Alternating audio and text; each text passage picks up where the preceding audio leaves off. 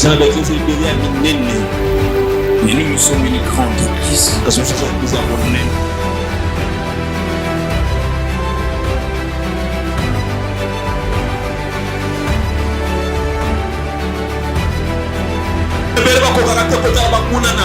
N'aie pas peur de tes ennemis. Je ne sais pas introduire le séminaire, je ne sais pas, parce que je te sens encore très froid. Qu'est-ce qui ne va pas? Tu vas saluer d'abord celui qui est à gauche et à droite. Pose-lui la question, pourquoi tu es froid? Tu es froide, pourquoi? Pourquoi tu n'es pas joyeux? Tu es dans la tombe? Mais tu dois commencer à tressaillir parce que tu sortiras de la tombe, ne t'en fais pas.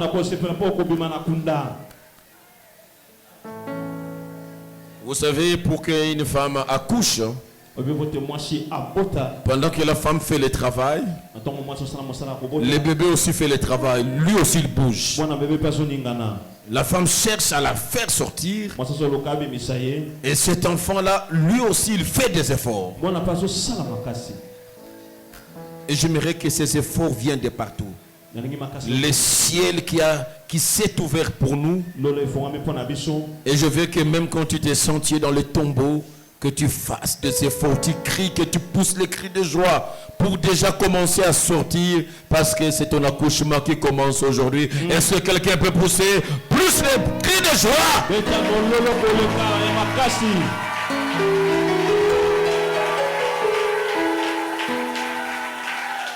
Ceux qui sont derrière ne le font pas. Ceux qui sont derrière. Ceux qui sont à l'extérieur. Vous n'êtes pas au stade.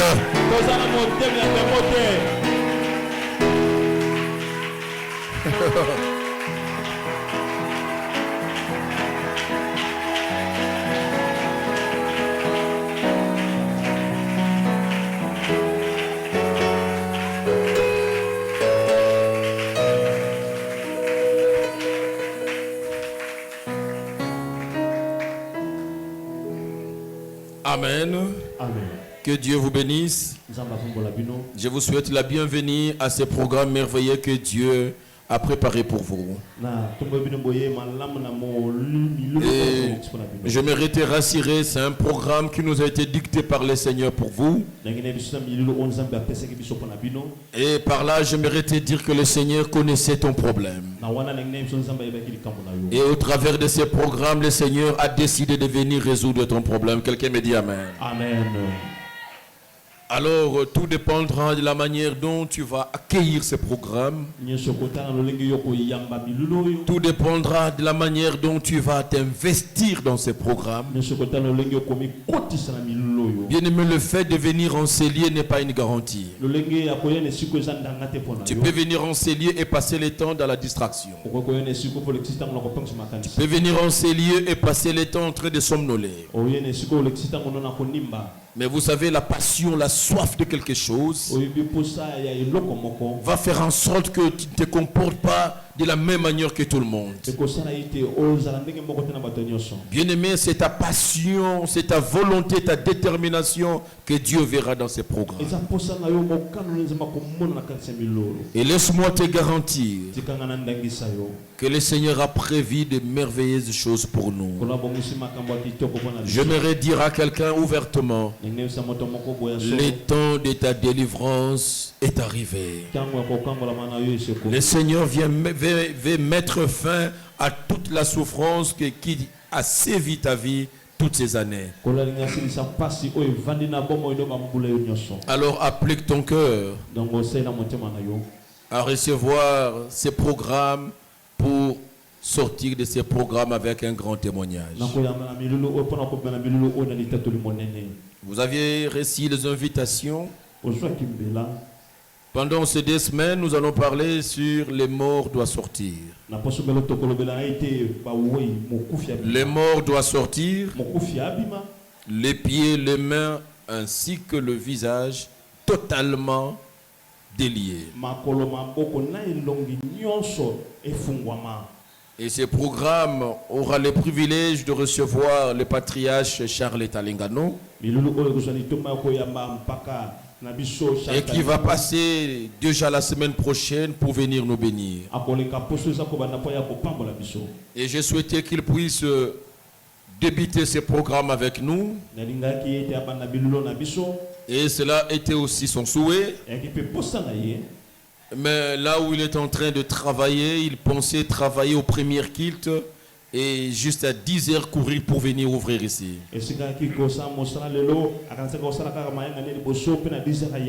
Malheureusement, il travaille jusqu'au deuxième culte. Alors j'ai échangé avec lui à 6 heures du matin aujourd'hui parce que moi je n'étais pas au pays, je suis rentré hier à minuit. Et quand on a parlé aujourd'hui à 6 heures, je lui ai dit que ce n'était pas possible de faire attendre l'église qu'ils après-midi. J'ai dit calmement, il y a 2 semaines, il aura tout le temps. Nous irons le voir pour voir les formalités administratives, des préalables à faire pour pouvoir le retenir parce qu'il devait déjà rentrer pour le retenir. Même 3 jours pour nous bénir, nous allons payer tous les frais. C'est une grande bénédiction pour nous. Et vous devez être là pour jouir de cette bénédiction.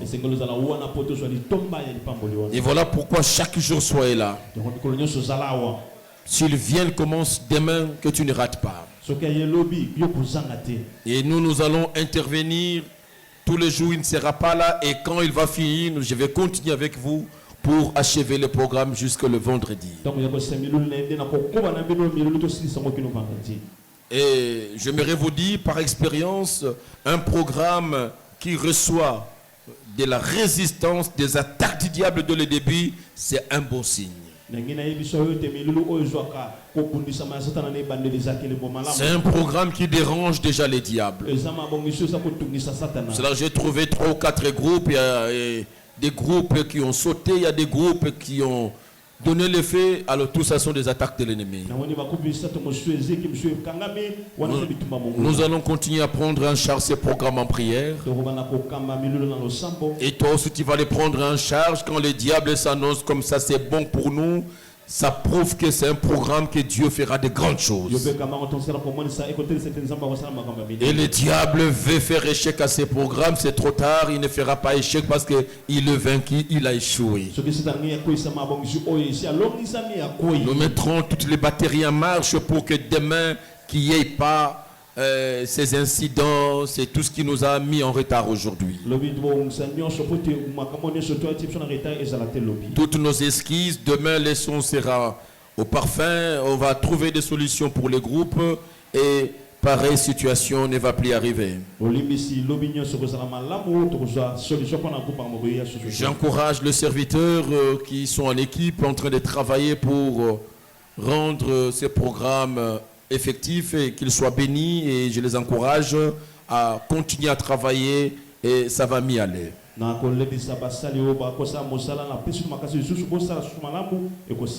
C'est un programme que nous avions fait à pied levé dans ce format ici pour l'arrivée du patriarche.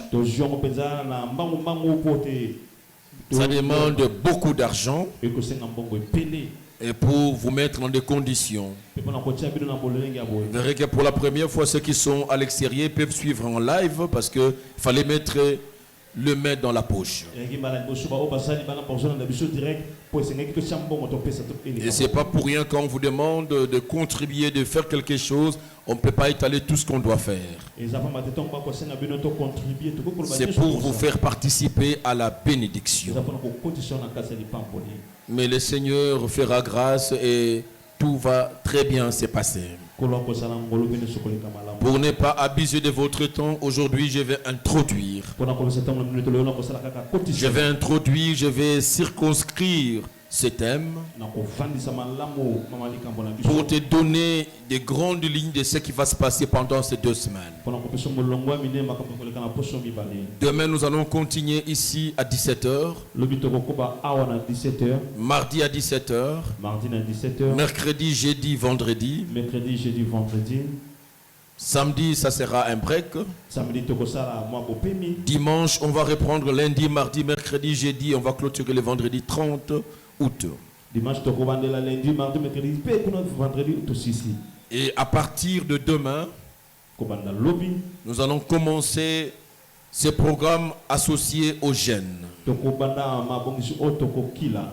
à partir de minuit aujourd'hui, nous allons commencer notre programme de jeûne et de prière. Que nous allons finir le dimanche, plutôt le vendredi 30 août.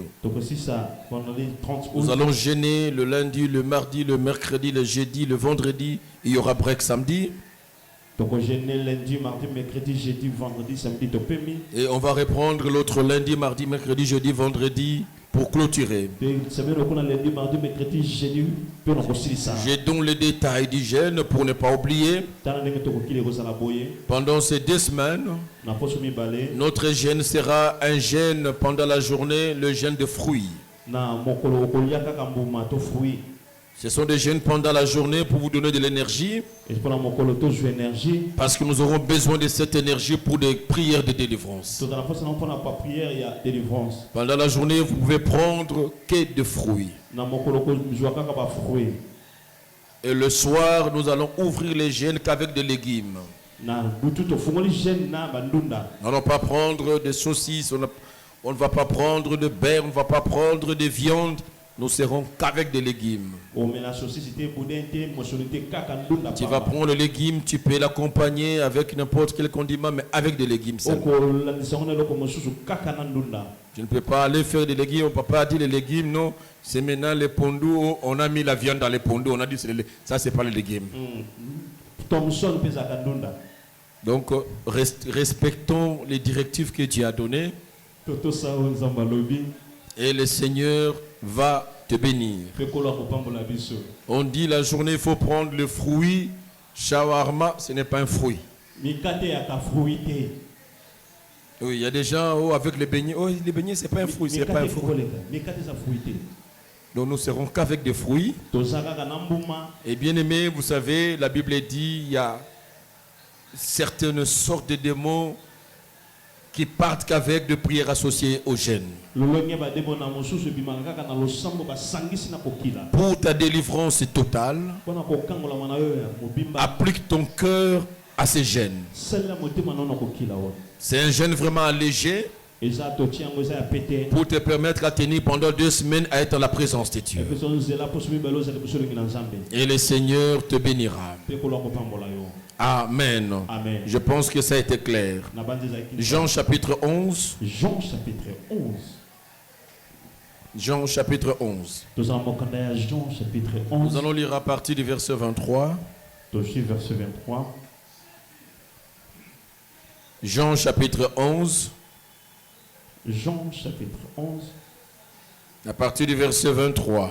Verset 23. Nous allons lire jusqu'au verset 44. Verset 44. Si vous trouvez, nous allons faire la lecture. On se met debout. Gloire au Seigneur. Jean chapitre 11. Jean chapitre 11. De verset 23 à 44. Verset 23 à 44. Jésus lui dit: ton frère ressuscitera. Je sais, lui répondit Marthe,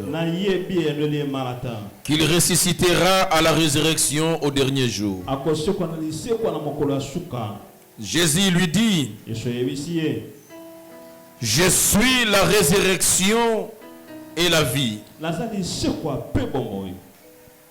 Celui qui croit en moi vivra, quand même il serait mort. Celui qui croit en moi, il vivra, quand même il serait mort. Et quiconque vit et croit en moi ne mourra jamais. Crois-tu cela? Quiconque vit et croit en moi ne mourra jamais. Crois-tu cela? Elle répondit, oui Seigneur. Je crois que tu es le Christ, le Fils de Dieu qui devait venir dans le monde. Mais c'est pas ça la question. Ayant parlé ainsi, elle s'en alla, puis elle appela secrètement Marie, sa sœur, et lui dit, le maître est ici, il te demande. Il te demande. Dès que Marie y entendit, elle se leva promptement et alla vers lui. Car Jésus n'était pas encore entré dans le village, mais il était dans le lieu où Marthe l'avait rencontré. Les Juifs qui étaient avec Marie dans la maison et qui la consolaient, l'ayant vu se lever promptement et sortir, la suivirent, disant, elle va au sépulcre pour y pleurer. Lorsque Marie fut arrivée là où était Jésus, elle tomba à ses pieds et lui dit, Seigneur, si tu eusses été ici, mon frère ne serait pas mort. Jésus, la voyant pleurer, elle et les Juifs qui étaient venus avec elle, frémit en son esprit et fit tout émis. Et il dit, où l'avez-vous mis? Seigneur, lui répondit-il, viens et vois. Jésus pleura. Sur quoi les Juifs dirent, voyez comme il l'aimait. Et quelques-uns d'entre eux dirent, lui qui a ouvert les yeux de l'aveugle, ne pouvait-il pas faire aussi que cet homme ne mourut point?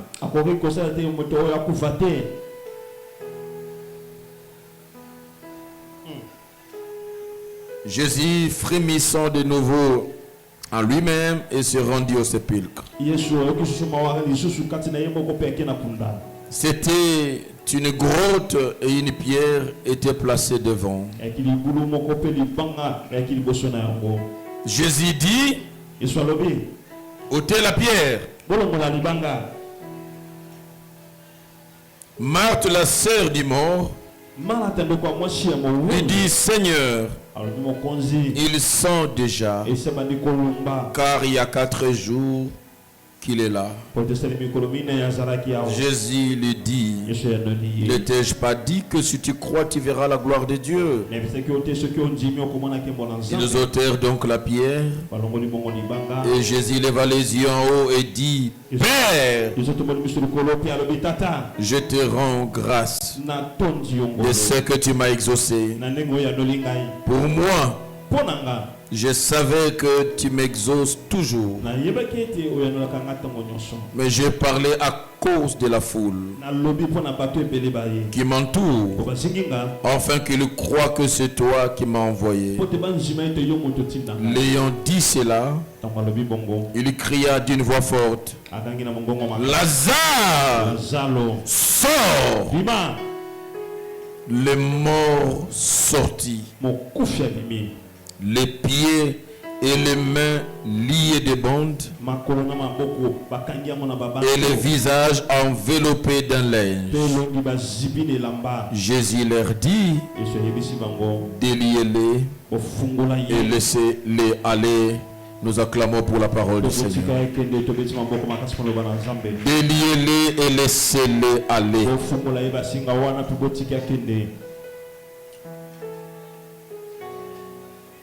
Les morts doivent sortir. Les pieds, les mains, ainsi que le visage totalement déliés. Bien-aimés, c'est une histoire de la Bible connue de la plupart d'entre nous. De quelle manière Lazare, qui était l'ami de Jésus, était mort et il est revenu à la vie. Je ne vais pas revenir sur l'historique de comment les choses se sont passées, mais je vais cibler seulement quelques points qui vont nous aider et nous orienter pendant ces 2 semaines. Bien-aimé, ici, il était question d'une situation extrême. Une situation très extrême, à telle enseigne que le chercheur, ceux qui ont commenté la Bible, ils avaient tendance à émettre des doutes au regard de ce qui est arrivé dans la vie de Lazare. Parce que la mort a été constatée. La personne a été enterrée. Les deuils même commençaient à être finis ou tourner la page. Le cadavre commençait déjà à subir la décomposition.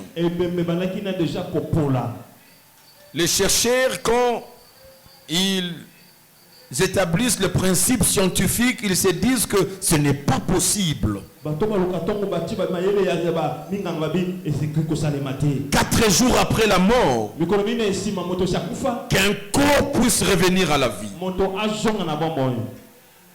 Et ils ont été butés par les mêmes principes scientifiques de la preuve. Parce qu'ils ne pouvaient plus continuer à rester dans les théories, mais il y avait aussi le principe de la preuve de l'homme qui était mort et qui revient à la vie était là. C'est pour dire que la situation de Lazare est allée au-delà de la compréhension humaine, au-delà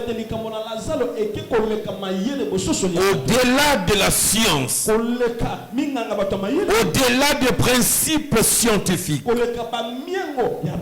C'est comme cela, même quand ces 2 sœurs, chacune à son tour, qui rencontraient Christ, chacune avait le même langage pour dire: Seigneur, si tu eusses été là. Dans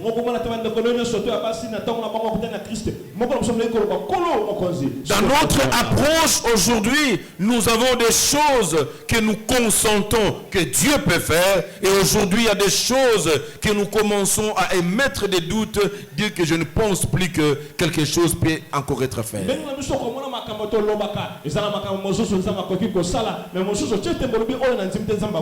Et bien aimé, pendant ces 2 semaines, nous venons pas pour des choses sur lesquelles tu crois que Dieu peut faire, mais nous venons sur des choses où tu as perdu la foi. Tu penses comme si c'est impossible, Dieu ne peut pas le faire. C'est Dieu est capable de toutes choses et il ne change jamais.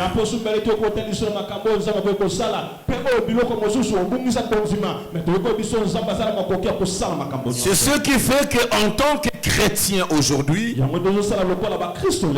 nous avons des domaines où nous pensons que Dieu nous accompagne. Parce que ce sont des domaines où nous pensons qu'il y a des changements. Et nous avons des domaines où nous avions même une ça. À l'écart, nous pensons que pour ça, ça ne peut plus changer.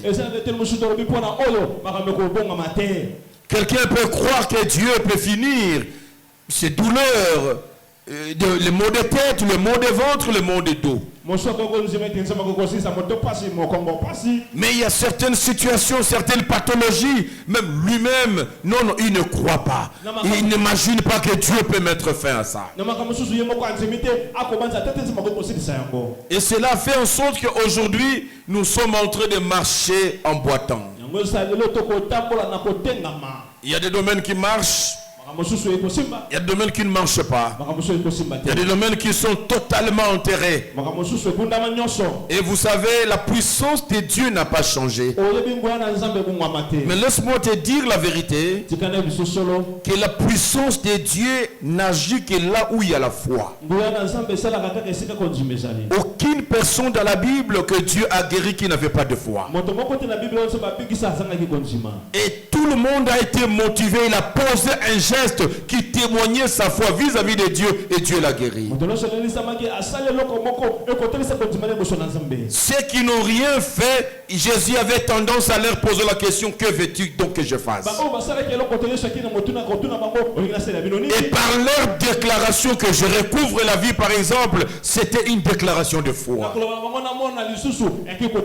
Celui qui dit à Christ que je recouvre la vie parce qu'il était aveugle, dans cette déclaration, il a témoigné qu'il croit qu'il peut encore revoir.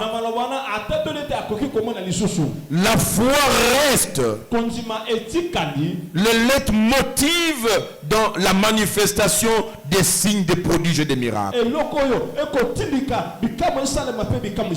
Ce qui doit t'animer pendant ces 2 semaines, au-delà de ton état de jeûne, de prière, c'est la foi.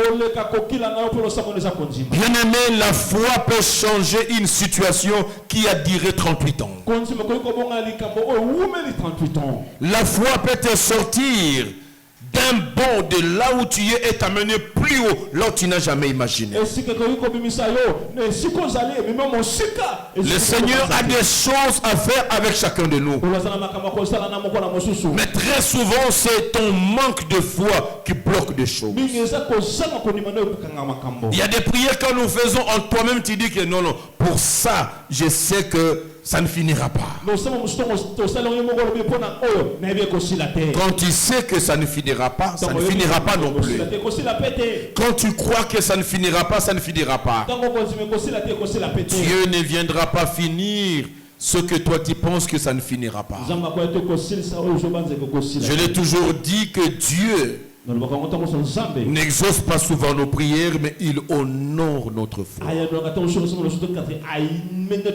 Partout où un homme a montré sa foi à Dieu, Dieu a honoré sa foi.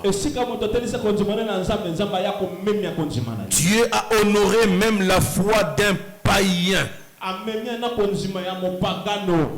un Romain centenier, qui n'était pas juif, qui n'était pas un chrétien, mais parce qu'il avait la foi, il a vécu le miracle de Dieu. Bien-aimé, j'aimerais te préparer aujourd'hui à la foi par rapport à ces programmes. Et je suis venu te sortir des racines où tu t'es dit que cette situation ne peut pas changer. Bien-aimé, laisse-moi te dire, Dieu n'est pas un homme. Laisse-moi te dire, Dieu n'est pas limité. Laisse-moi te dire, Dieu est capable de tout. Ta situation peut changer et le changement va commencer aussitôt. Tu vas commencer à accepter que ça peut changer. Je t'appelle à entrer à ce programme avec toute ta foi. Si tu n'as jamais exercé la foi, je te prête ma foi, exerce cette foi. Et à la fin de ce programme, viens me dire si cette foi ne t'a rien apporté. J'insiste pendant ce programme. Applique la foi pour cette situation pour laquelle tu as longtemps prié. Où on a prié sur toi il y a longtemps. On peut prier sur toi, mais quand il n'y a pas de foi, il n'y aura pas de changement. Dispose ton cœur à la foi. Vous verrez l'intervention de Jésus. Chaque fois il dit, n'étais-je pas dit si tu crois. Si tu crois. Si tu crois. Si tu crois. Et j'aimerais que cette semaine, ces 2 semaines, soient des semaines où toi, tu as déjà crié, Toi, tu vas demeurer dans la foi. Toi, tu garderas ta foi inébranlable. Et je te rassure, tu seras le grand gagnant et la personne qui aura des grands témoignages après ces séminaires. Prépare ton cœur à la foi. Nous allons entrer dans les extrêmes. Je suis en train de te préparer à ne pas venir devant Dieu avec des petites choses, avec des petites demandes. Mais je veux que tu t'approches de Dieu pendant ces 2 semaines pour des situations extrêmes. Des situations où le monde, la famille te dit que non, chez nous en famille c'est comme ça. Chez nous en famille on meurt à ces âges-là. Chez nous en famille on ne peut pas dépasser ces limites. Que tu ailles dans les extrêmes. Que tu te dises que je vais franchir les limites que mes aïeux, mes parents n'ont jamais franchies. J'élève ta foi. Atteindre le niveau que les autres n'ont jamais atteint. Que tu aies la foi de déplacer les montagnes que personne en famille, de génération en génération, a eu à déplacer. Et j'aimerais te dire que c'est possible, ces montagnes qui se sont tenues devant toutes les générations, tu peux les déplacer pendant ces 2 semaines. C'est possible de les déplacer. Nous parlons des extrêmes. Nous allons prier pour la délivrance, suivi de la guérison de toutes les maladies que le médecin a mis de cachet que c'est fini. Je l'ai dit que ça ne vient pas de Dieu, ça vient du diable. Dieu ne peut pas t'imposer une maladie pour te punir. Toi, tu ne peux pas imposer une maladie pour punir ton enfant. Tu n'es pas bon que notre Dieu tout-puissant. Il faut dire tout ce qui vient, c'est le diable. Et il faut exercer ta foi pour que le diable ne continue pas à t'imposer des choses.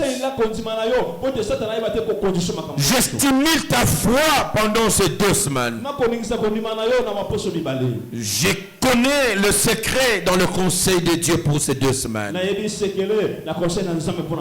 je veux que tu viennes goûter, que tu viennes voir de tes propres yeux ce que Dieu sera capable de faire dans ta vie. Je suis venu te préparer à sortir de cette coquille-là. Tu es assise dans une situation qui a longtemps duré et tu en fais ta situation. Comprends que ces 2 semaines tu viendras pour que ces situations-là changent définitivement. Pour le cas de Lazare, il n'y avait plus d'espoir parce qu'il était déjà mort. Et il ne venait pas de mourir. On dit que non, mais il a encore la chaleur. Non, le temps de perdre la chaleur était révolu. Le corps s'est refroidi. Et non seulement le corps s'est refroidi, mais on a fait le deuil, on a fini. On va l'enterrer, on va le laisser là 4 jours seul dans la tombe. Quelle situation extrême. Ou même les chercheurs de la Bible ont émis des doutes.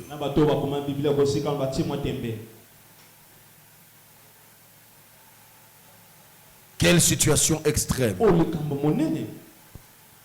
Et je ne sais pas, dans ta vie, qu'est-ce qui est devenu extrême? Qu'est-ce qu'on remarque? Lazare était mort, enterré. On a placé des pierres de grotte dans sa tombe. Et quand nous parlons de la mort, c'est la cessation de la vie. Et nous allons prier pour que le mort ressuscite. Et si tu n'es pas encore mort physiquement, tu es là. Mais il peut y avoir des morts dans quelques domaines de ta vie. Et dans quel domaine où il y a eu cessation de vie.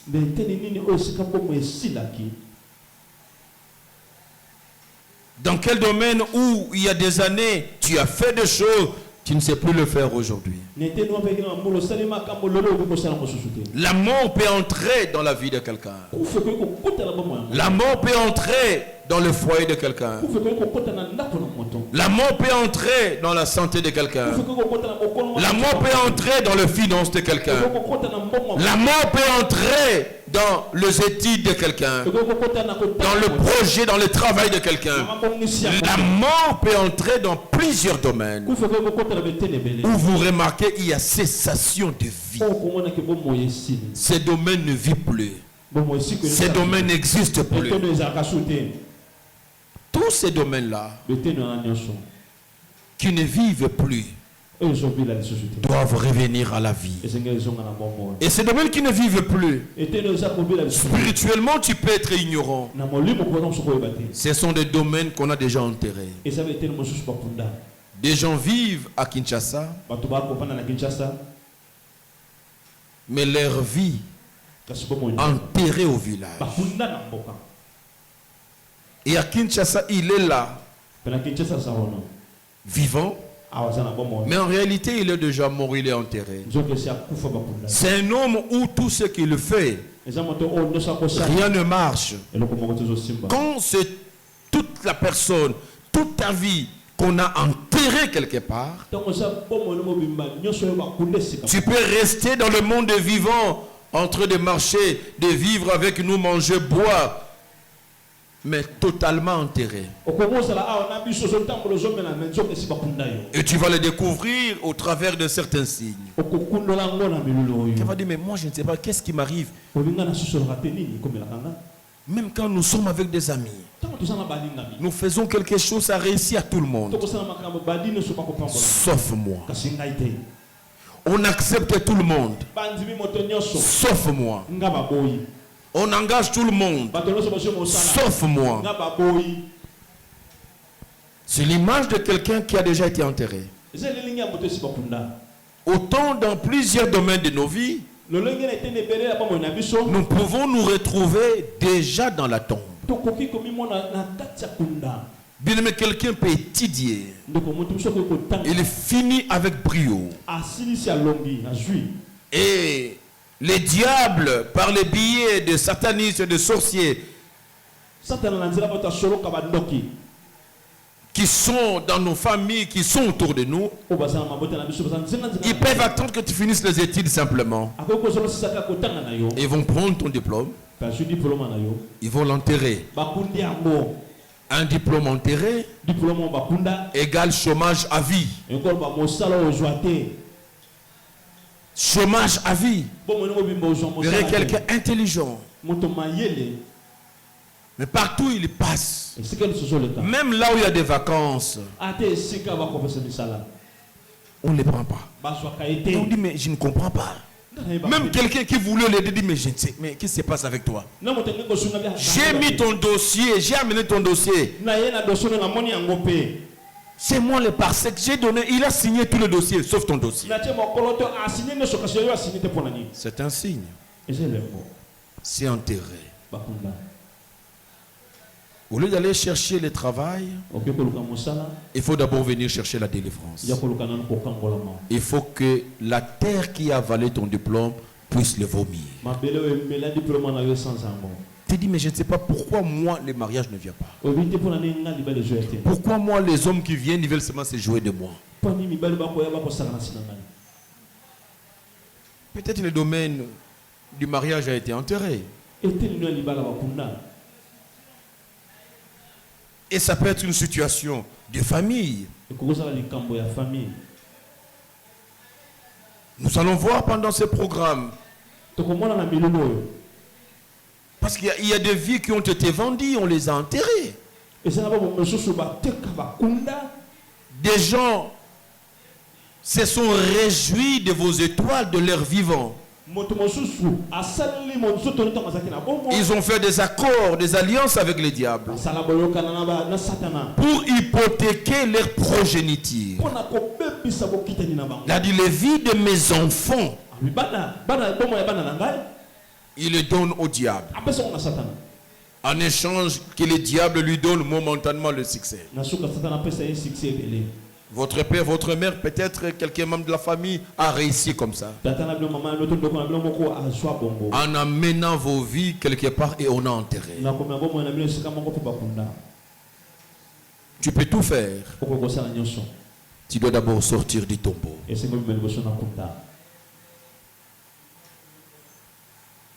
Et le Seigneur Jésus-Christ, nous allons crier à son nom pour que tu sors du tombeau, pour qu'un domaine qui ne marche pas sorte du tombeau, revienne à la vie. Vous savez, quand Jésus parle, il dit je suis la résurrection et je suis la vie. Je suis la résurrection et la vie. Cela veut dire le fait de ressusciter n'est pas suffisant. Tu peux ressusciter, mais après tu dois vivre. C'est là la deuxième dimension. On sort du tombeau, mais pour rester dans quelles conditions? Lazare sort du tombeau. Un Lazare ressuscité, mais pas rempli de vie. Parce que ses pieds, ses mains, son visage enveloppé, lié. À quoi sert bon la résurrection s'il n'y a pas de vie? Le Seigneur dit dans Jérémie 33 au verset 6. Je lui donnerai la guérison et la santé. C'est ça la résurrection et la vie. La résurrection vient pour celui qui est enterré. Mais il y a des gens qui peuvent dire que voilà, je ne suis même pas dans la tombe. Il n'est pas enterré, mais non plus il n'a pas la vie. Il n'a pas la vie. Quelqu'un peut être guéri de la maladie, mais si Dieu ne lui accorde pas la santé, il va retomber encore dans la maladie à nouveau. C'est lui qui est ressuscité de la mort. S'il ne reçoit pas la vie, il va revenir dans le tombeau. Le diable est malin. Quand on décrit le diable, on dit c'est un voleur qui vient dérober, qui vient égorger, qui vient détruire. Il ne se limite pas à voler quelque chose pour l'enterrer. Il va tuer et il va tout détruire. Quand on détruit tout, cela veut dire même quand tu reviens à la vie, c'est comme quelqu'un qui est encore malade, on va vendre tous ses biens. On va détruire toute sa richesse. Pourquoi? Parce qu'on dit que non, il y a des signes qu'il ne va plus revivre. Et celui-là, quand il est guéri, sa vie n'a plus de sens. Il n'a plus rien pour vivre. Il est guéri, mais ne sait plus tenir à sa santé.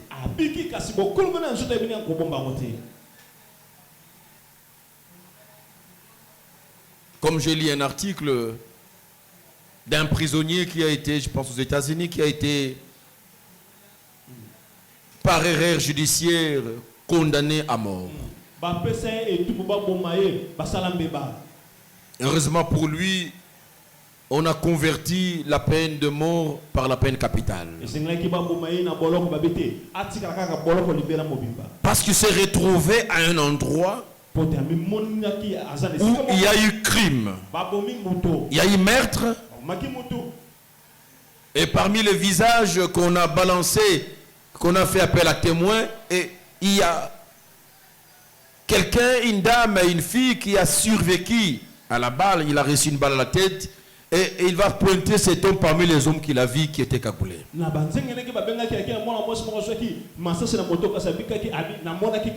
Ce n'était pas suffisant. Ces deux hommes qui ont été condamnés n'étaient pas ni dans cette ville, ni dans cet endroit ces jours-là.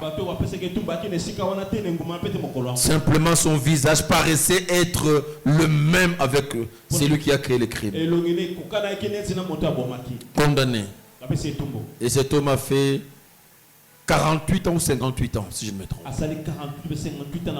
48 ans ou 58 ans après, on va découvrir qu'il était innocent. C'est vrai, on lui a dédommagé, des dommages financiers de 7 millions de dollars, mais j'ai dit 7 millions de dollars ne vont plus lui faire rattraper 58 ans. Il va faire quoi? Il avait quel âge? Parce qu'il est sorti à 70 quelques. Il va faire quoi encore? 7 millions, il va faire quoi avec ça? Il ne peut plus retrouver. Bien-aimé, négliger la délivrance aujourd'hui te mettra dans cette situation. Tu risques que quand tu prendras conscience, imaginez quelqu'un, tu es combattu, on a enterré ton mariage. Mais si on a enterré ton mariage, le temps où il faut lutter pour ta délivrance, c'est un temps qui est limité. Tu as encore la vingtaine, tu as encore la trentaine. Et déjà la quarantaine, ça commence à poser problème. Mais si tu prends la conscience à 60 ans que maintenant tu es délivré, vous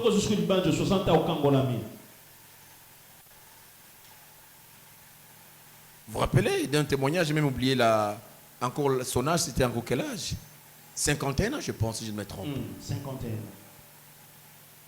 D'une dame. L'église était encore au début, nous étions à Kitambo.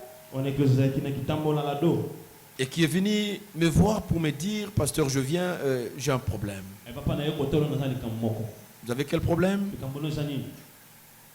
Il a dit, je suis une fille. On dit quoi? Une fille mère. Fille mère. Quand il m'a dit fille mère, je l'ai regardé deux fois. J'ai dit, vous avez dit quoi?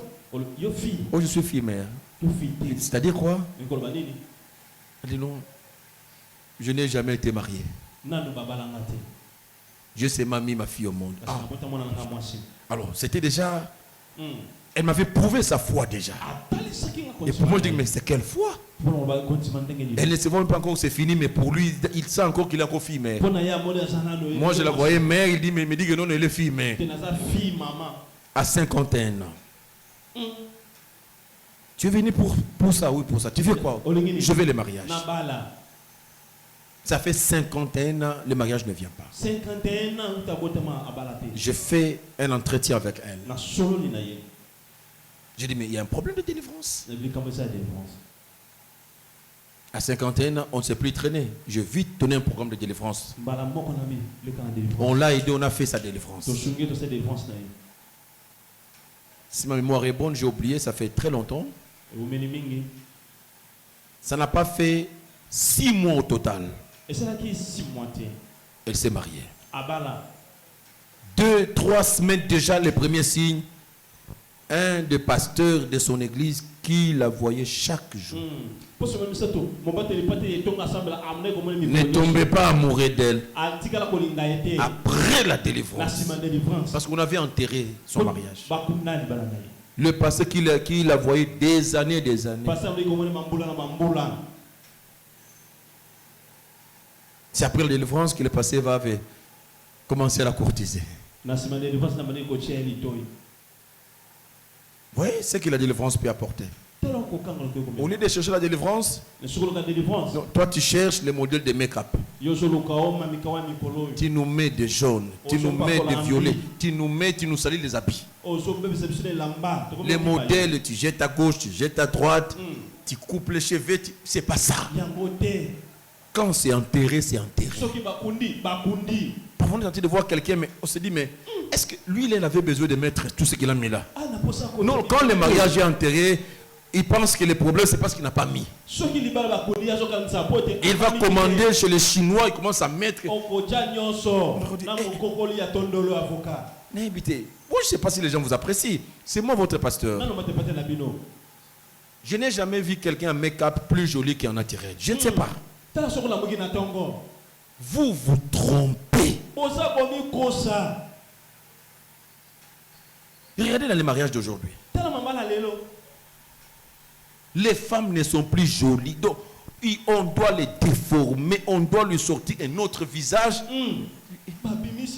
Ça c'est toi. C'est toi, oui, c'est toi. Non, on m'a mis la première couche, la deuxième. Non. Quand le mariage est enterré, il est enterré. Et je vous dis, dans moins de 6 mois, cette fille mère ou maman fille, je ne sais pas, elle était mariée avec un des pasteurs de l'église. Ceux qui étaient à l'ado avec moi, ils l'ont vu. Vous voyez comment est-ce que le diable peut te bloquer des années. Mais une situation pour elle à 51 ans, c'est déjà l'extrême. Et puis elle dit, mais le mariage encore. Quelqu'un dit que ce n'est plus possible. Bien aimé, tout est possible à celui qui croit. Elle croyait au mariage à 51 ans. Et quand Dieu lui fait grâce par la délivrance, le mariage est arrivé. Et quand je faisais sa délivrance, qu'est-ce qui l'a mené à ces blocages? Elle a eu un homme dans sa vie. Il était déjà mort. C'est un homme qui travaillait à ce temps-là à la Banque Centrale. Moi, je ne l'ai jamais connu. Mais je fais l'effort parce qu'on m'a parlé.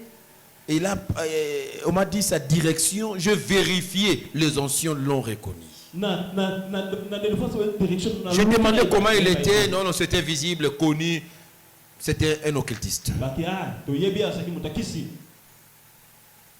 Cet homme sortait avec elle. Il lui donnait tout l'argent. Il en avait. Il a pris son mariage. Il l'a enterré. Et c'était fini pour elle. Il a passé toute sa jeunesse jusqu'à 51 ans. Il était dans là parce qu'elle était proche ou sœur ou ami à ma pasteur. Il était dans la ceinture d'un pasteur, d'un grand apôtre de Kitambo. Tout ça, quand il est venu, je dis, bon, nous avons des grâces différentes, je peux faire quelque chose. Je connaissais cet aîné-là. Dieu l'a délivré. Le mariage est arrivé. Il y a une situation pour laquelle tu commences à désespérer et pourtant c'est encore possible que ça sorte du tombeau. Tout dépend de ta prise de conscience. Mais imaginez maintenant cette sœur à 51 ans. Si elle avait pris la conscience qu'elle a prise à 51 ans, à 40 ans, à 30 ans, il allait jouir de son mariage un peu plus tôt. Il y a des bénédictions pour lesquelles le diable nous prive la jouissance. Et nous-mêmes nous abandonnons. Nous ne voulons pas nous appliquer à la prière de combat pour être libérés. C'est possible. C'est possible une situation qui a perduré beaucoup d'années que cette situation puisse sortir de la tombe. C'est possible. Les extrêmes. Ce que le diable a déjà enterré, effacé. Bien aimé, tu es encore jeune peut-être. Serge, je parle, tu es en train de dormir. Il y a une situation dans ta vie que tu connais toi-même. Justement, le diable te donnera le sommeil chaque fois qu'on enseigne ce genre de choses. Quand on enseigne, toi tu dors. Tu es en train de passer le temps, laisse-moi te dire, le dimanche d'aujourd'hui ne reviendra plus jamais. Amen. Tu dois prendre conscience. C'est comme ça que je dis que nous devons sauter sur ces programmes avec plus de passion. Mais si tu viens parce que bon, on a appelé, le pasteur a insisté, je viens, tu arrives, tu commences à dormir. Tu te penches même sur le mur de l'église, tu es en train de dormir. Moi j'enseigne. Tu es en train de dormir. Tu es venu pour dormir à l'église. Je parle de choses qui doivent t'aider. Tu es encore jeune. Tu attends 20 ans après pour sauter. Ça ne marche pas.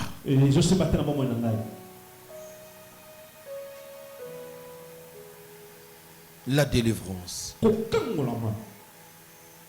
Lazare était l'ami de Jésus. Les disciples de Jésus, c'est avant son ascension qui va leur dire, je ne vous appelle plus serviteurs, mais je vous appelle deux amis. Mais Lazare était ami de Jésus avant que les disciples deviennent ses amis. Vous comprenez la relation et l'attachement de Lazare avec Jésus. Ce n'est pas suffisant de venir à l'église régulièrement, de travailler, d'être attaché à un service. Ce n'est pas ça la délivrance. Tu peux avoir des problèmes sérieux où il y a des choses qui sont dans la tombe. Il faut prendre conscience. Je l'ai toujours dit, quand tu le négliges, même quand tu es pasteur, tu dois continuellement chercher la délivrance sur des problèmes, des situations où tu trouves il y a encore des entraves. Sinon, ça peut te rattraper à un certain niveau. Même d'élévation, et ça te ramène plus bas. Parce que le diable rôde, il nous attaque, nous devons continuellement chercher la délivrance. Le mort doit sortir de la tombe.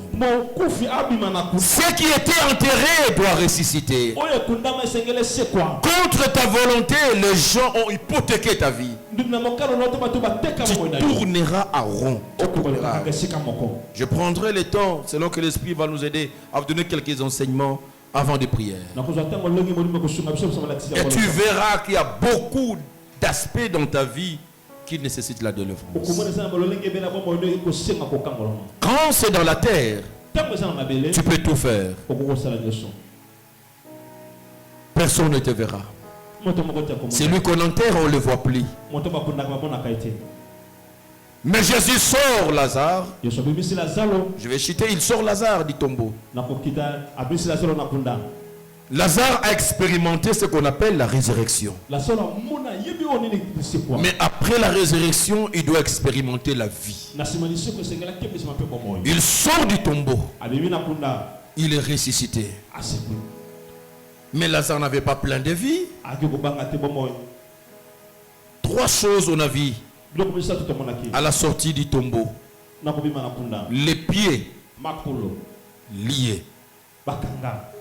Les mains liées. Le visage enveloppé. Les pieds sont des organes de la marche. Les pieds permet d'aller de l'avant. Le pied permet à quelqu'un de bouger, de courir, de sauter, de prendre la vitesse. Un Lazare ressuscité, le pied lié, mais il est foutu. Il n'a pas de vie. Qu'est-ce qu'il fera? il sera immobilisé. Il y a des gens qui ont les pieds. Jusqu'à aujourd'hui, les pieds sont liés. Quand les pieds sont liés, ce sont des gens qui ont difficile de faire la marche d'abord avec Dieu. Quand depuis que tu as commencé les choses de Dieu, pour ne pas dire que depuis que tu viens à l'église, tu es instable dans ta marche avec Dieu. Tu as un problème où tes pieds sont liés. Il y a des gens ici qui peuvent vous dire, ah, ils sont demandés à l'église. Cette église, nous l'avions commencé avec le pasteur. Vous l'aviez commencé avec le pasteur? Êtes-vous devenus des pasteurs, des diacres, des anciens, des prédicateurs? Oh non, non, nous en tout cas, c'est pas normal. Un enfant, la dynamique de Dieu, c'est la naissance et la croissance. Un bébé qui naît, qui ne croit pas, devient un monstre.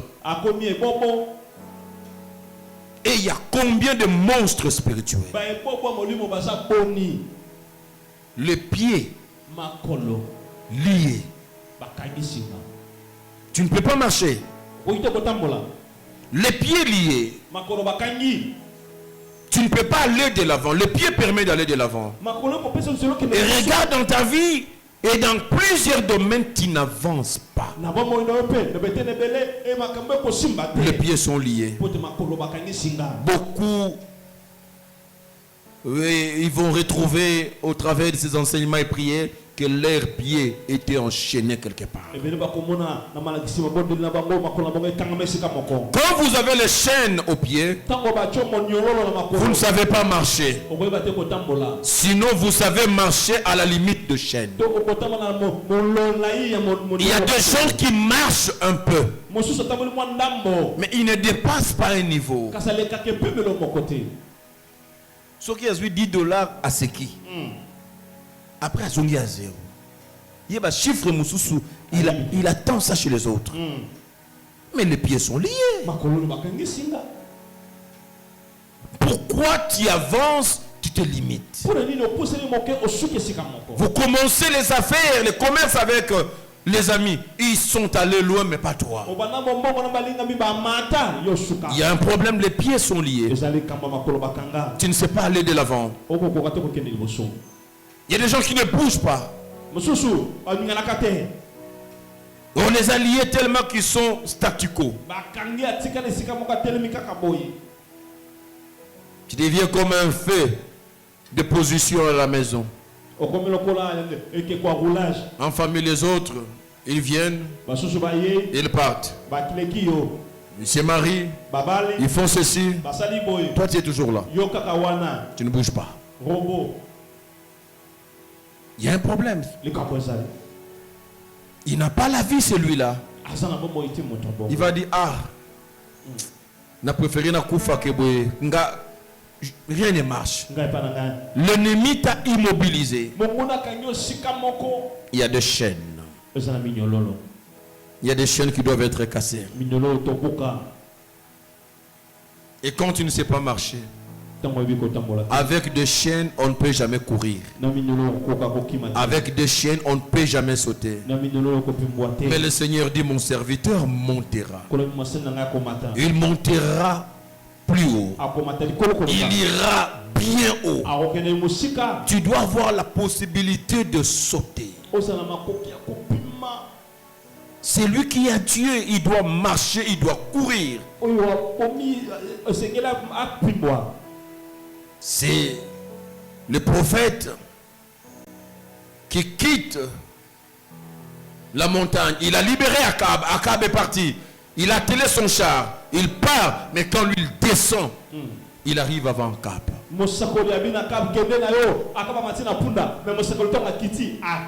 c'est parce que ses pieds n'étaient pas liés. Quand les pieds ne sont pas liés, tu prendras la vitesse. Quand tu prends la vitesse, cela veut dire tu ne dois pas te déranger pour ceux qui te dévancent. Il y a des gens qui peuvent te dévancer. Mais rassure-toi que tes pieds soient déliés. Quand Dieu va te saisir, tu vas aller, tu vas courir et tu vas arriver avant beaucoup. Mais quand il y a des chaînes dans le pied, il n'y a pas de vie, il n'y a pas moyen d'évoluer. Et pendant ces 2 semaines, je déclare au nom de Jésus-Christ, toutes les chaînes qui sont dans vos pieds seront brisées. Ces chaînes vont tomber et vous allez prendre la vitesse dans vos pieds et vous allez récupérer les années de les sauterelles l'ont dévoré. Tu vas courir avec vitesse. Tu iras vite, tu monteras et tu monteras bien haut. Je le déclare au nom puissant de Jésus-Christ. Lazare, non seulement le pied, mais les mains aussi. Les mains servent dans le combat d'abord. Bien aimé, quand on te lit les mains, c'est fini. Tu es à la merci de tes ennemis. Tu ne sais pas te défendre. Les mains servent d'abord au combat de la justice, au combat de la foi. Dieu nous a donné des armes à mettre dans les mains. Selon 1 Corinthiens, 2 armes. Dans la main gauche, il y a le bouclier qu'il faut saisir. Dans la main droite, il y a l'épée de l'esprit. Tout chrétien doit avoir le deux mains qui fonctionnent. Le bouclier, ce sont les armes défensives. L'ennemi t'attaque, tu as le bouclier pour esquiver. La main droite, tu as l'épée pour attaquer l'ennemi. Tu es fait pour le combat. Christ a vaincu. C'est parce qu'il a combattu. Il a dit combat le bon combat de la foi. Tu dois avoir des armes à la main. Mais si le diable veut te détruire, il y a de ces personnes qu'on a fait esclaves. On a lié les mains. Et en famille, tout le monde vient, il tape. Si quelqu'un vient, il te donne un soufflet. Tu ne sais pas réagir.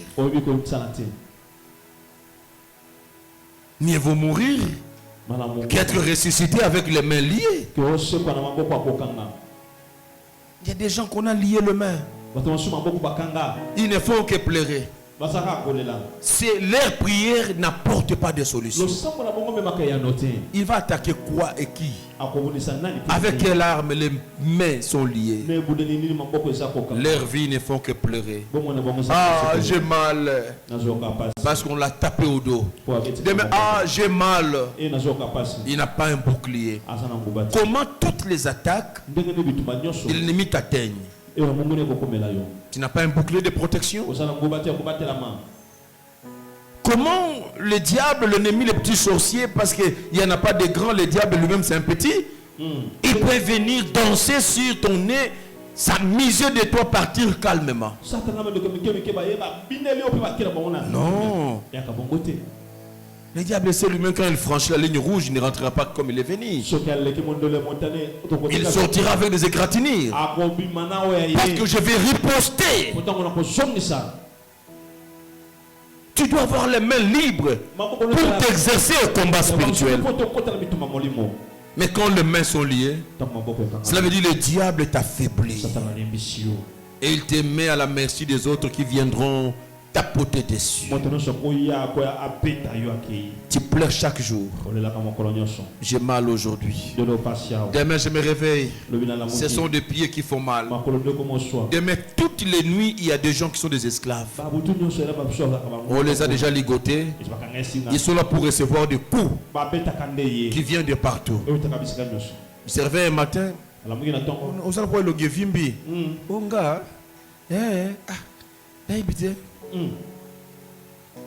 On l'a tabassé.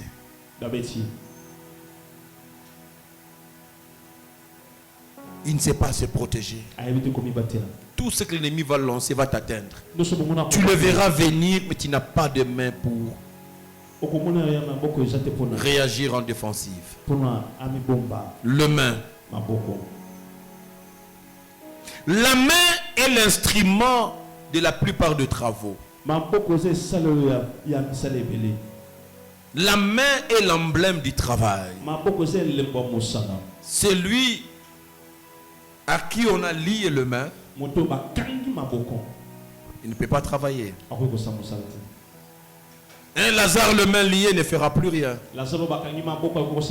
Et qu'est-ce qu'il aura comme conséquence? C'est la pauvreté. Quand la pauvreté sévit ta vie, et c'est parce que tes mains sont liées. Parce que la Bible dit, Dieu bénira l'œuvre de tes mains. Et qui t'empêche de travailler? Qui t'empêche de faire des activités? Pourquoi tes mains sont liées? Quand on lie les mains de quelqu'un, c'est pour les dominer.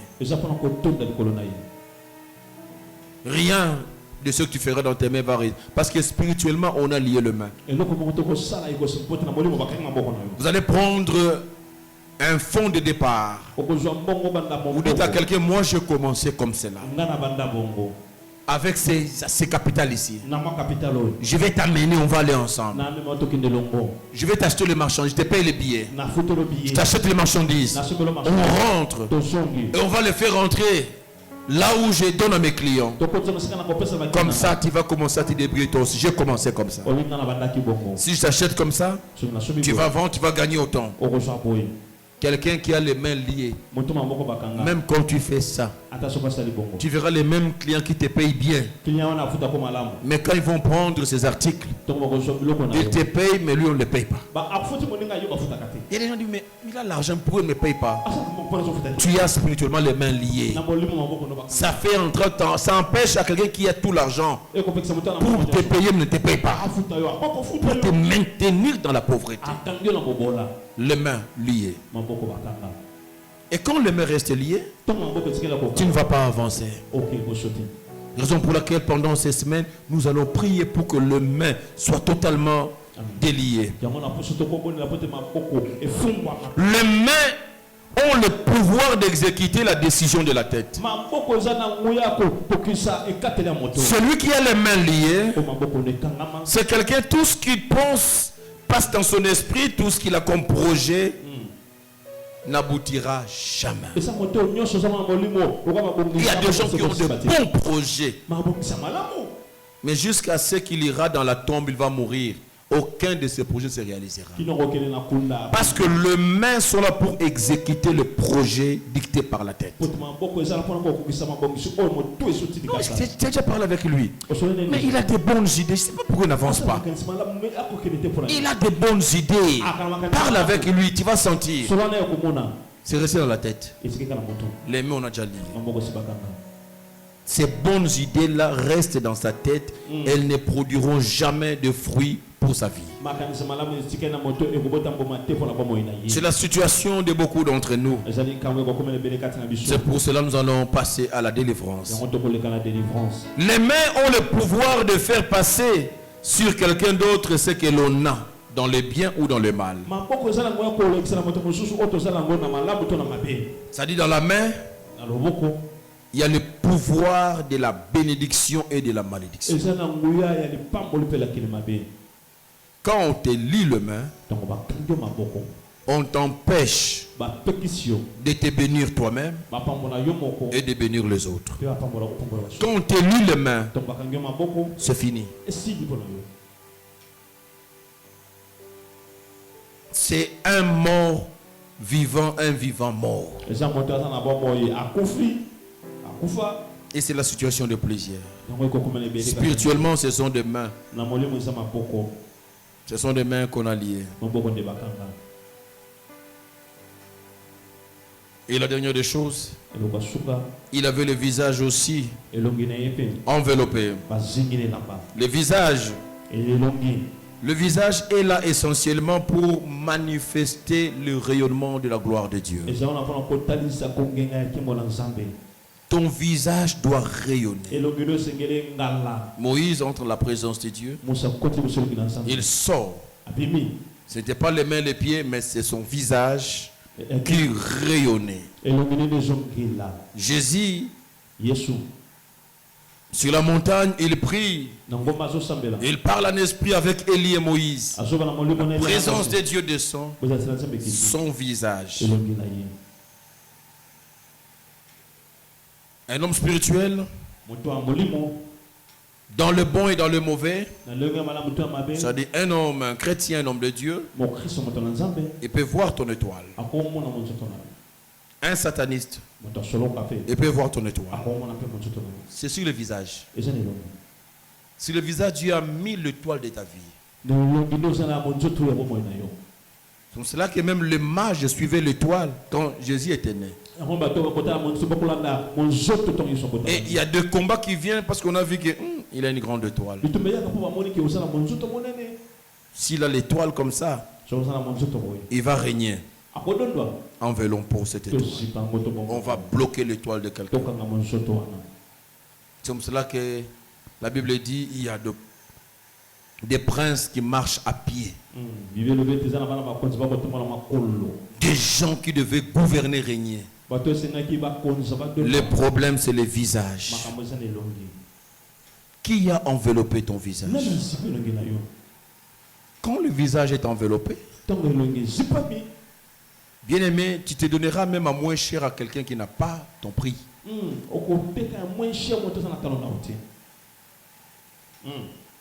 Oui. Parce que le visage est déjà enveloppé. C'est-à-dire qu'il dit que je n'avais pas de choix. Quand il dit qu'il n'a pas de choix, il faut dire qu'on a toujours des choix. Je n'avais pas de choix. Je ne savais pas, voilà pourquoi je me suis laissé. Il n'y avait que cet homme. Non! Il va détruire ta vie et puis il te laisse sur la rue. Non. Le visage. Ton étoile là doit rayonner.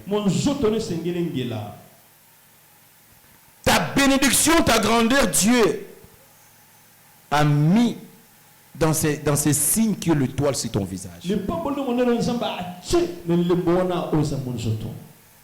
Tout le monde peut te voir que non, c'est un homme grand. Son étoile va rayonner. Mais beaucoup, ils sont enveloppés. Un autre signe quand le visage est enveloppé, c'est le signe de la tristesse et du deuil. Il y a des gens que le diable a imposé dans leur vie que la tristesse et le deuil.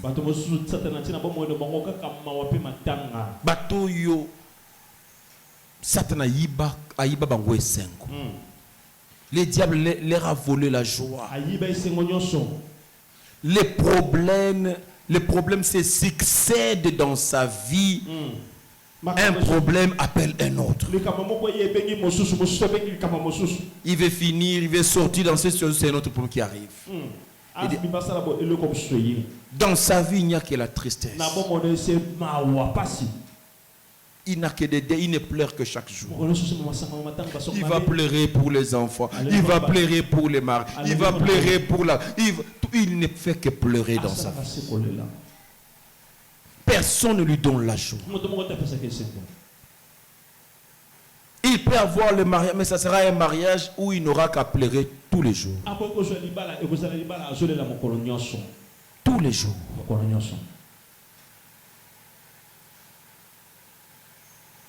Il y a des choses. En tant que pasteur, vous voyez, il y a des gens, mais il s'est marié. Vous vous acclamez que mais non, c'est bon, lui vraiment en tout cas. Non. Parfois, des semaines, des problèmes commencent. Il commence à pleurer. C'est nous les pasteurs qui connaissons les choses. Je sais que là, ça ne va pas. Elle pleure chaque jour. Son visage est bandé. Son visage est bandé. Le diable s'est levé pour emprisonner sa destinée. Donc Lazare est sorti Le travail n'était pas fini. Jésus a dit déliez-les et laissez-les aller. Même Jésus voudrait que Lazare continue à aller à marcher. Mais il y avait un travail à faire, le travail de la délivrance. Il faut les délier. Voilà pourquoi ces 2 semaines, nous allons délier. Nous allons briser les chaînes. Nous allons vous délivrer pour que vous puissiez totalement vivre la vie après la résurrection et glorifier le Seigneur. Vous savez, il ne faut pas que quand le Seigneur vous visite, et après que vous puissiez retomber. Non. C'est là le signe. La résurrection et la vie. Tu peux être guéri, mais combien de ceux qui ont été guéris ont gardé la santé? Combien de ceux qui ont été ressuscités ont gardé la vie? C'est pour cela qu'il faut voir les gens qui ont été guéris, libérés, délivrés. On doit encore parler d'eux pour montrer que réellement après ça, il a avancé. Mais pour la plupart même de la Bible, on n'a pas parlé de ces gens-là. C'est pour dire qu'il faut faire attention. Mais pour le cas de Lazare, après sa résurrection, on a parlé de Lazare. Au chapitre 12, Jean 12, je lis seulement les premiers versets. Sa résurrection se passe au chapitre 11. Regardez au chapitre 12. 6 jours avant la Pâque, Jésus arriva à Béthanie, où était Lazare qu'il avait ressuscité de mort. Là où on lui fit un souper, Marthe servait, Lazare était un de ceux qui se trouvaient à table avec lui. Voilà. Parce que Lazare était délié, les pieds déliés, les mains déliées, le visage délié. On pouvait voir encore un Lazare en forme, un Lazare qui montait, un Lazare qui marchait, un Lazare qui pouvait s'asseoir sur la même table avec le maître. La délivrance doit t'amener à aller de l'avant, à bouger, à sauter, à s'asseoir sur des grandes tables avec de grandes personnalités. Pendant ces 2 semaines, ne manque même pas un jour. Le Seigneur, chaque jour, méthodiquement, nous allons prendre des jours pour nous occuper des pieds. Nous allons prendre des jours pour nous occuper des problèmes liés aux mains. Nous allons prendre des jours pour nous occuper des problèmes liés à la tête, au visage. Parce que quand le visage est enveloppé, on ne peut pas envelopper le visage sans envelopper la tête. Chaque fois qu'on veut envelopper le visage, on enveloppe toute la tête. Mais la tête, c'est la centrale de tout. C'est comme ça, vous verrez, il y a des gens qui sont déjà vaincus dans leurs songes, dans leurs rêves. Il n'a jamais rêvé. Non, il a combattu. Il a remporté, non. Lui dans ses songes, il est vaincu. On l'a tabassé. Il était en train de fuir. Même pas la force de fuir. Et pendant que je voulais, on m'attrape. C'est alors qu'il va sauter. Il se tape la tête sur le mur de la chambre. Dans le songe, c'est quelqu'un qui a la tête enveloppée. Nous allons prendre cet aspect. Les têtes, les songes doivent être délivrés. C'est ça le programme de ces 2 semaines. Que Dieu vous bénisse. Nous acclamons pour sa parole. Et je vais prier pour toi, ferme les yeux. Je vais prier seulement aujourd'hui pour toi, pour que Dieu te donne l'occasion de participer pendant ces 2 semaines. Tu vas prendre tes 2 mains, tu vas mettre dans ta tête. Et je vais prier. Je vais prier pour toi, mets les 2 têtes à la tête. Les 2 mains à la tête. J'ai dit les 2 mains à la tête. Il y a des gens qui touchent leur barbe. Je ne comprends pas.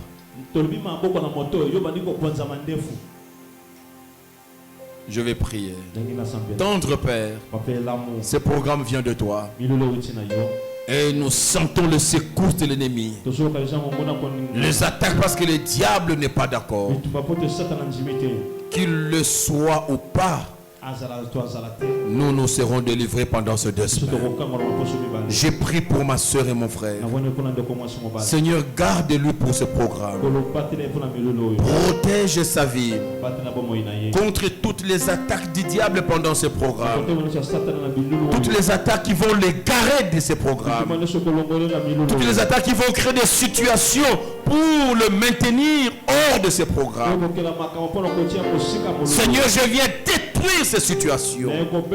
Je détruis ces attaques qui vont égarer les frères et les sœurs dans l'oubli, dans la faiblesse, dans la distraction, dans des problèmes de maladie, d'hospitalisation, de mort, de deuil. Père, pendant ces 2 semaines, je bloque la maladie, le deuil en famille, les hospitalisations, la distraction, la lourdeur, le sommeil, la fatigue, l'oubli ne puisse pas traverser l'esprit, l'âme et le corps de ma sœur, mon frère. Je prie ainsi au nom de Jésus-Christ. Père, libère la flamme du feu dans le cœur de ma sœur et de mon frère, afin qu'il puisse se garder, qu'il soit prêt à tout moment, quelles que soient les conditions, à pied, fatigué par le gène, sous le soleil ou la pluie, qu'il ne puisse pas rater ces instants. Ceux qui sont généralement retenus au travail, j'ai prié, Seigneur, tu touches le cœur de leur patron pour qu'ils soient libérés cette semaine à temps, afin de participer à ces programmes. Seigneur, je les protège dans ton sang. Je les garde à ta grâce. Au nom de Jésus-Christ, j'ai ainsi prié. Amen. Nous acclamons pour le Seigneur.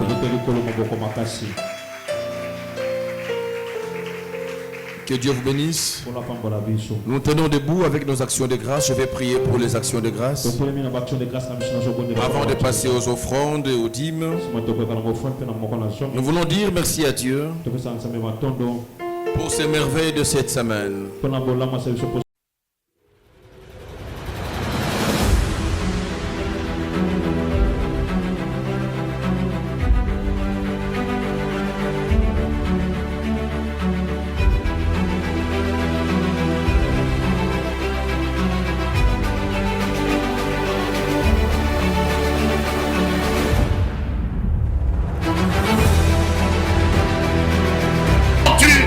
Dieu qui nous donne la victoire.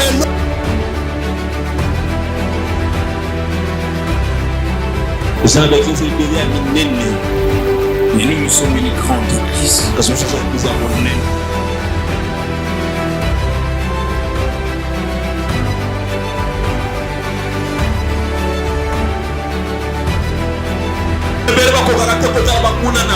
N'aie pas peur de tes ennemis.